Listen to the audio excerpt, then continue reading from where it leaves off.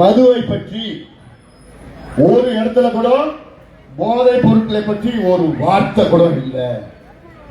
தமிழக மக்களே, இதை புரிந்து கொள்ளுங்கள். திமுக தேர்தல் அறிக்கையில மது விலக்கோ, மது படிப்படியா குறைப்போமோ, மதுவோட பிரச்சனைகளை பற்றி ஒரு வார்த்தை கூட இல்லை. போதை பொருட்களுடைய தாக்கத்தை பற்றி, போதை ஒழிப்பை பற்றி, போதை பொருட்களுடைய ஒழிப்பை பற்றி திமுக தேர்தல் அறிக்கையில ஒரு வார்த்தை கூட கிடையாது. அப்போ இவங்க எதுக்குயா ஆட்சி? இந்த ரெண்டு பிரச்சனைகள் தான் தமிழ்நாட்டின் பிரதான பிரச்சனைகள். இந்த ரெண்டு பிரச்சனைகளால் தான் தமிழ்நாட்டுடைய பெண்கள், குழந்தைகள், பிஞ்சு குழந்தைகளுடைய வாழ்க்கை சிதைத்துக் கொண்டிருக்கின்ற இந்த மனித மிருகங்களால்.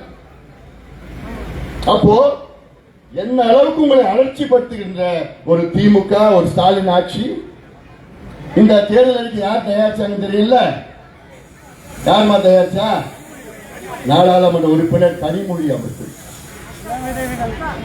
இதே கனிமொழி அவர்கள் 7-8 ஆண்டுகளுக்கு முன்பு தெரு தெருவா சென்று முதல் நாள் முதல் கையெழுத்து பூரண மதுவிலக்கு. என்னம்மா வசனம்? என்ன வசனம்?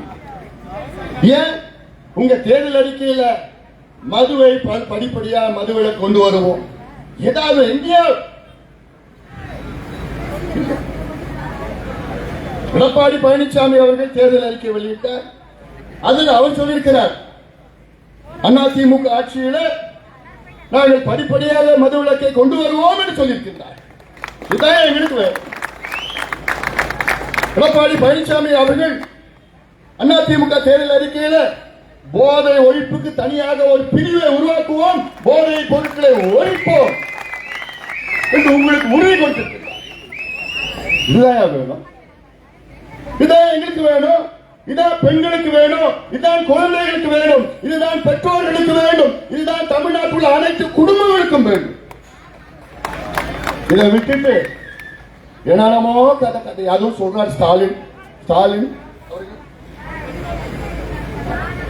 அவர் இன்னும் சொல்றார், திமுகவுடைய தேர்தல் அறிக்கை தான் கதாநாயகன். அப்படி ஒரு கதாநாயகனை 15 அறிக்கை விட்டுட்டு வெளியில கிளம்பி கதாநாயகன். என்னை பொறுத்த வரைக்கும் திமுக தேர்தல் அறிக்கை கதாநாயகன் இல்ல, காமெடி கூட கிடையாது, ஏன் வில்லன் கூட கிடையாது, எக்ஸ்ட்ரா.